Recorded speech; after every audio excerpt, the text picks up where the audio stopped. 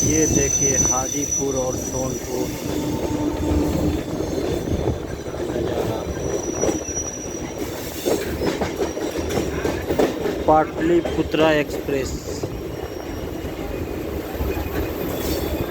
कितनी रफ्तार में चल रही है। कुछ ही देर में सोनपुर और हाजीपुर के बीच में पुल